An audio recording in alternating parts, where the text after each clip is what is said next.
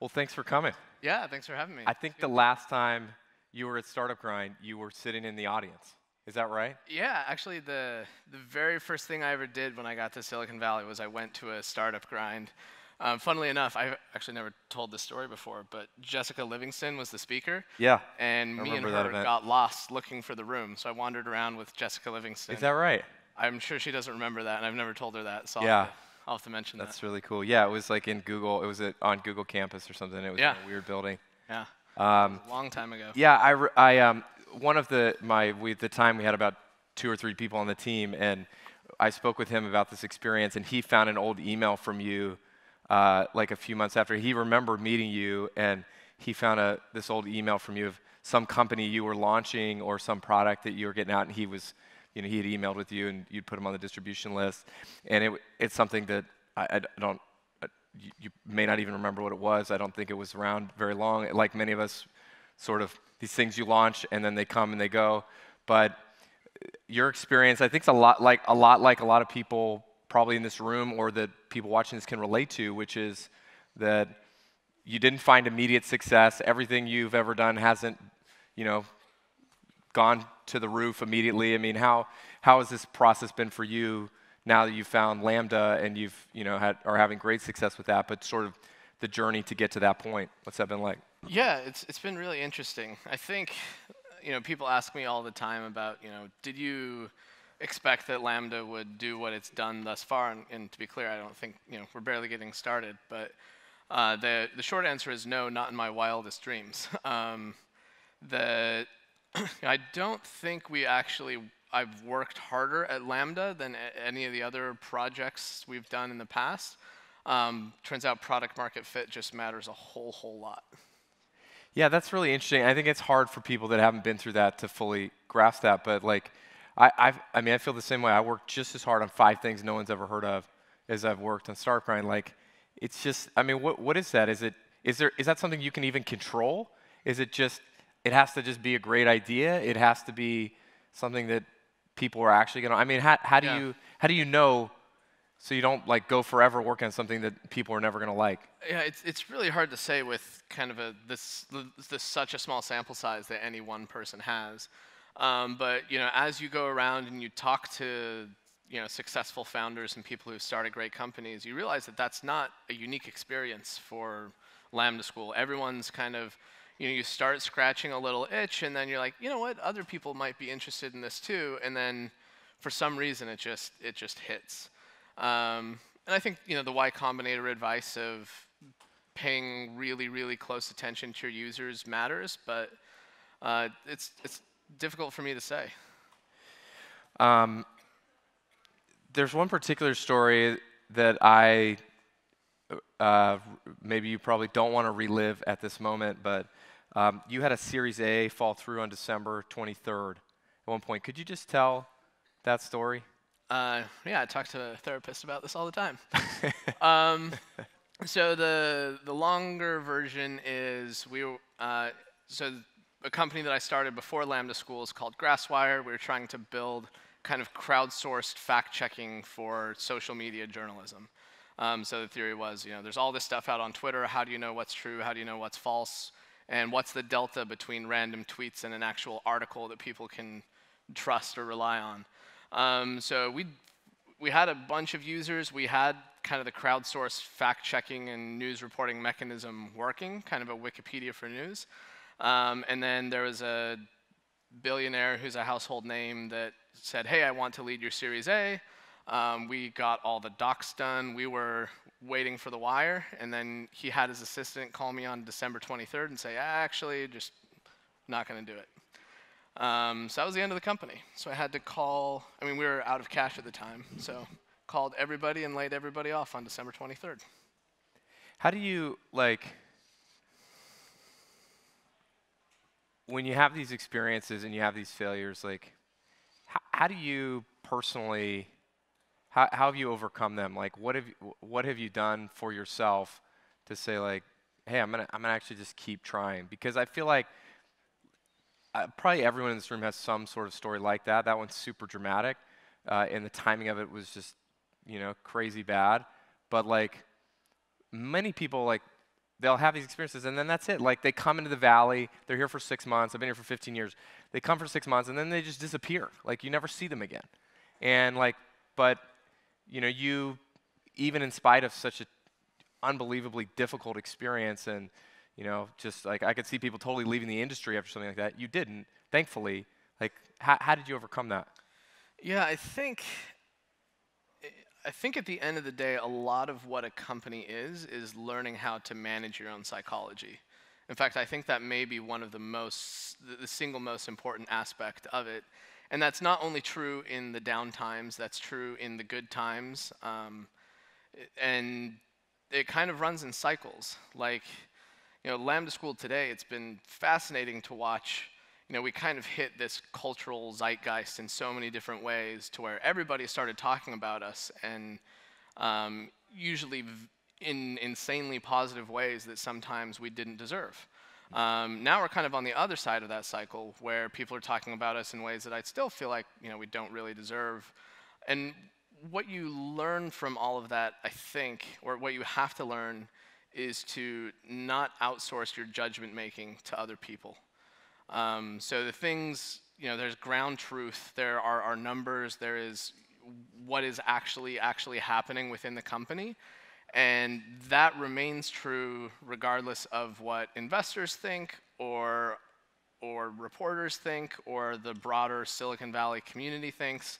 And what I've learned over time is that when stuff like that is crazy and bad things are happening, you really should just turn inward and focus on your users. Focus on how are you creating value as a person or as a company.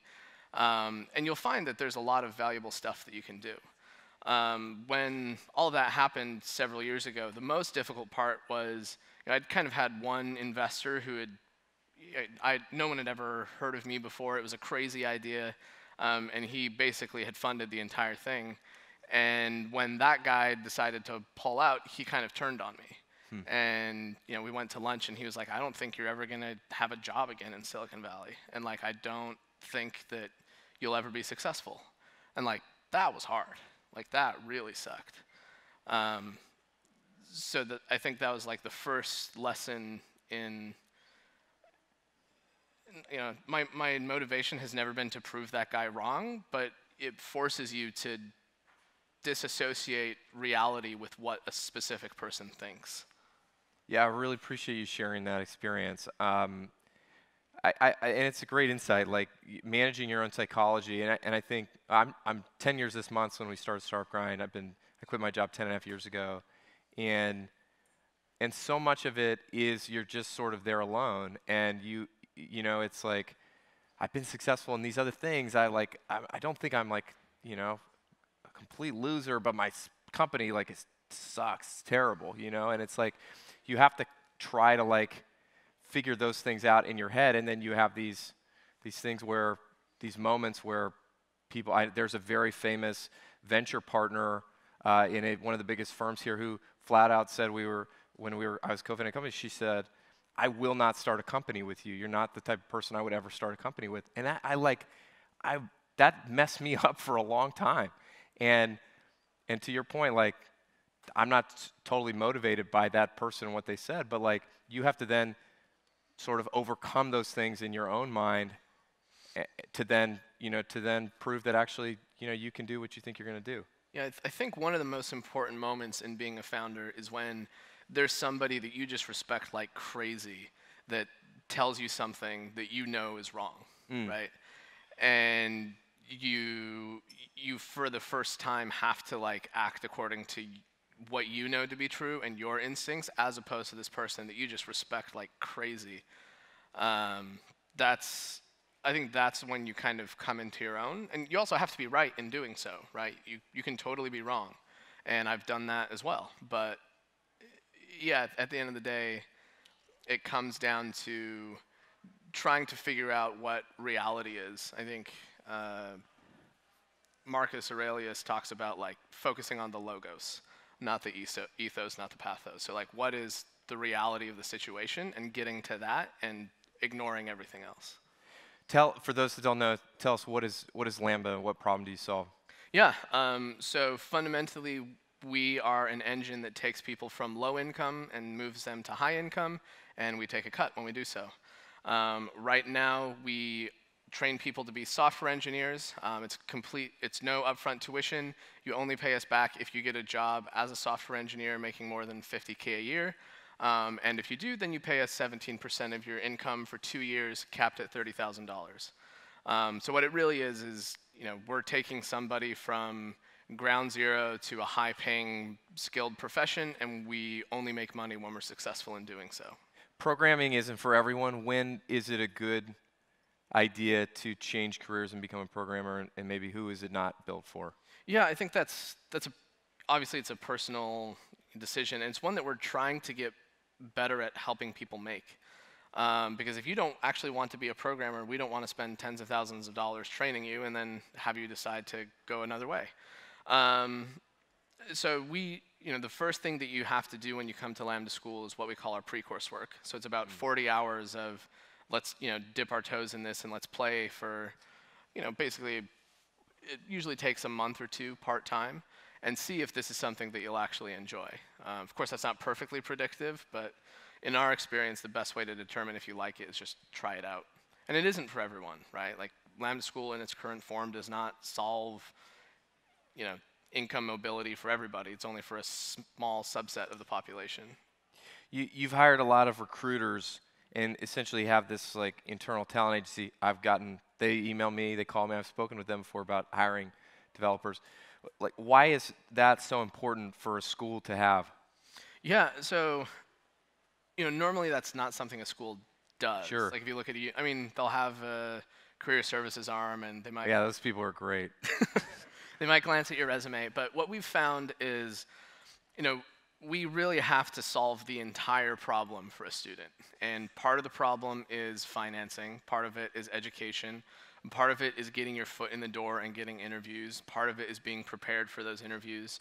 We have financial training when you're toward the end of the program, so when you get the job, you know how to handle it. Like we have to cover all of the bases and take you from beginning to end. And one of the most important pieces of that, especially if you don't have a degree and you don't have a resume that looks like a traditional software engineering resume, is just getting your foot in the door. So we've got a 20-something person team in Utah that just lines up interviews for students. So there's one team that their job is preparing the student to be technically ready and to be able to pass the interviews, and then another team lines it up.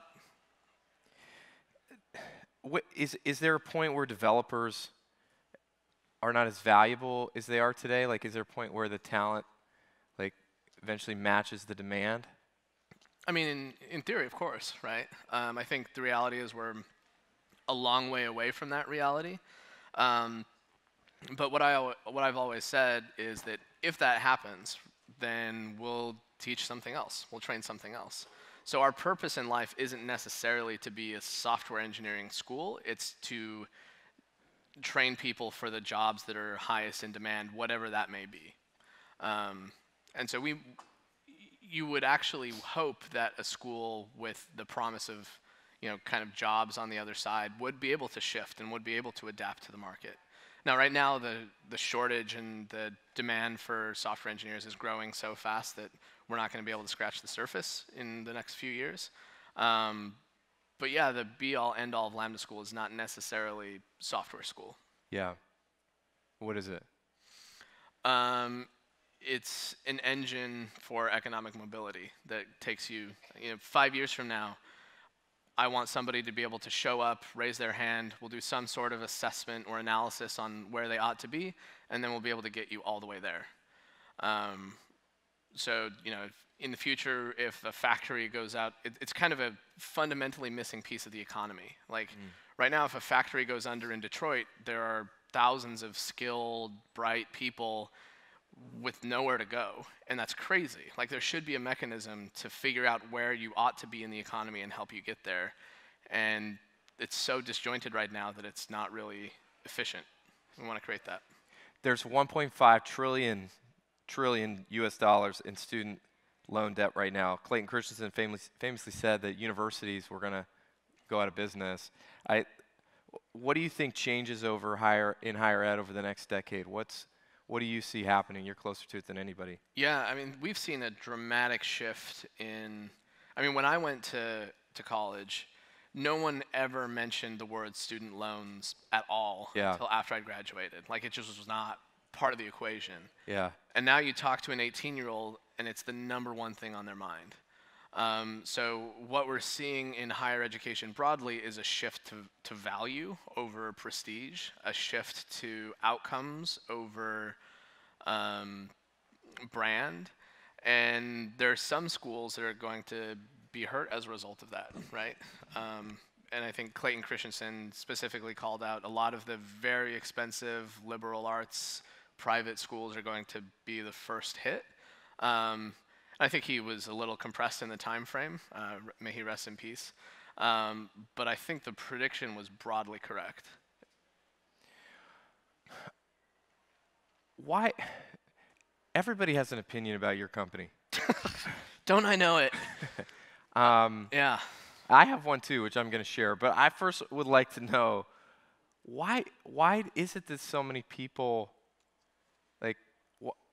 why is it that so many people have such deep feelings about what you're doing, both negatively and positively? What is it about what you're doing that creates so much anxiety in some people? What help me understand it? Yeah, I've been trying to understand it myself. So I think my analysis of it is that there are a few things that people hold deeply true to themselves and kind of things that are core to them. Education is one of them. And so Lambda School looks at this enormous problem that is student debt, lack of income mobility, lack of equality, and we have a solution to that, right? One solution is, hey, we're going to help people become software engineers, and we're not going to be paid unless it works, and you don't need a degree. So all of those things start to cut for or against deeply held beliefs such as, do you actually need a degree? Should education be for profit? Is a university a good thing or a bad thing, or is it for everybody? And I think like a lot of the folks that I've talked to, they're hyper critical of Lambda School. When I get them in a conversation, I realize that they don't actually dislike Lambda School. They're not worried about us as a company. They're worried about something else being displaced because Lambda School is there. So one example is, we spent a lot of time on Capitol Hill, and I had a senator basically straight up tell me, what you guys are doing is incredible, but any support I put behind you is support that I'm not putting behind free education for all. So I need you guys to die so that cause, which is a greater cause, can thrive. And that's his prerogative, I suppose. Great to meet you. Yeah. Thanks so much. I mean, at least he was honest, right? Yeah, I guess. But yeah, I think we're running into a lot of cultural, deeply held beliefs, and there are people. And to be fair, we're not perfect either, right? Like we make mistakes, and that's why I think it's super important for me to not outsource my judgment right now. But yeah, if you talk to a lot of the people that are super frustrated with Lambda School, you learn that it's not actually about Lambda School. And that's not everybody, but it's been fascinating to watch. Well, can I share my opinion? Sure. So as long as it's good. I've never told you what I actually think about it. So I'm not an investor. We just really met. We maybe met once before. We've chatted on Twitter or something. I've read everything there is to read on it. I read all the tweets. I read all the articles. Anything that's been written about Lambda, I think I've read it. I don't understand for a minute the criticism of you all. I don't understand. It's one part of me is the optimist in me is wow, somebody these people care enough to write things positive or negative. That's as a founder, I'm always grateful when people have an opinion on what I'm doing. But anybody that you know that has student debt, this is one of those CrossFit weight packs on their shoulders at all times of the day and night, anytime they're in their waking minutes. They're thinking about this debt that they have. And for most people, it is impossible to ever lose that debt. Like, it is physically impossible. They can work, they'll work the next 10, 15 years. They'll never get a house because this student debt is never going away. And what you all are trying to do with Lambda, and, yeah, of course it's not perfect. Guess what? Like, go to a university and see the thousands of students that get burned every single quarter and semester by these schools.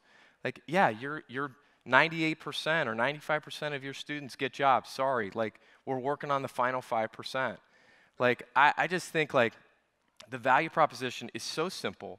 You don't pay jack until you get a job, and then you pay a very small fee in comparison to the education you're actually getting or any other education that you could get. And so, like, I read something recently about it, and it's like, well, this person didn't have a good experience, and it's like 2 people didn't have a good experience. I'm like, my gosh, like, there are millions of people on Twitter having a horrific experience. Like, so if 2 people, Lambda didn't work out for 2 people, you can have your money back. Oh, wait, you didn't pay anything. So, like, I empathize with you, and I see like how honest and upfront you are, and how about like trying to solve the issue for 100% of people. And I think my perspective is, like, that's just never going to happen. And in the meantime, hopefully it's just free press that reasonable people see through, the very small amount of criticism for my opinion, like, is totally ridiculous the vast majority of the time. Like, I think reasonable people will see through that. And these success stories of women who are single moms who had a minimum wage job, and now they've gone to Lambda, and now they can take care of their kids. And these stories of people that are in factories or working in farms who now become engineers. I mean, these are life-changing experiences for people. And I think what you're doing is incredible. So screw the haters. And I hope all the schools shut down and they all go to Lambda. And if people have ulterior motives, screw them. You're doing a great job. So that's all I have to say about it. Yeah. So and I'm looking for a job. So if you have, you need, hype man or whatever, like, no, I'm just kidding. Yeah. So we have to be of 2 minds on that, right? One is, like, right now the rate is basically for every couple dissatisfied students, there's an article written, right? Right. So at one point, like, either the number of articles about the negative experiences at Lambda School just becomes so great that it's extreme, or it ceases to be a story if a student has a bad experience at Lambda School. That said, like, those bad experiences are what keep me up at night, right? Like, I want nobody to have a bad experience, despite the fact that I know that's an impossible standard to keep. And if you, to your point, if you said, hey, I'm going to go to pick any university and see if there are a handful of disgruntled students, like, of course, right? And we've got 2,500 students. If you want to find a dozen that are frustrated, you're going to find them. Like, they're definitely there. The good news for us, I think, is when those articles come out, our applications spike. Like, and the students who haven't had that experience start sharing with themselves, like, they have that experience that I think is super critical of, is that my experience, or is that what reporters saying, and does that match the reality that I'm experiencing or not? And they can determine that. So I think you're never, like, beyond the point where press matters, but we kind of are. Like, and for us, I haven't tweeted in a few weeks, because for me it's like, I'm going to take all of the effort and energy that I would have spent trying to combat, spin and negative articles and trying to define for people what's true and what's not. And instead, I'm just going to focus on the students, and I'm going to focus on making sure as many of them are successful and happy as we can make them. And at the end of the day, people are going to say nasty things about us on Twitter, but I sleep really well at night. So that's what matters at the end of the day. Austen Allred, Lambda School. Thank you Thank very you. much.